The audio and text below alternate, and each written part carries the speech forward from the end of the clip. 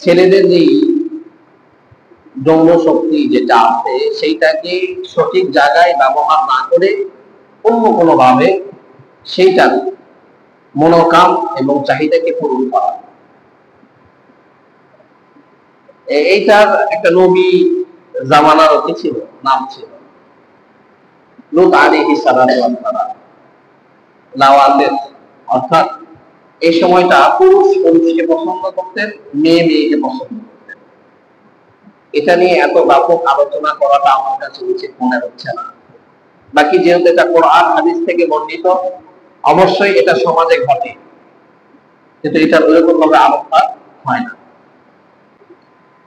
তো আল্লাহ তাআলা যেহেতু কোরআনের মধ্যে এটার আলোচনা নিয়ে এসেছেন, হাদিসের মধ্যে আলোচনা নিয়ে এসেছেন, একটি জাতিকে পুরা আল্লাহ তাআলা দুনিয়ার মধ্যে উল্টাইয়া দিয়েছে।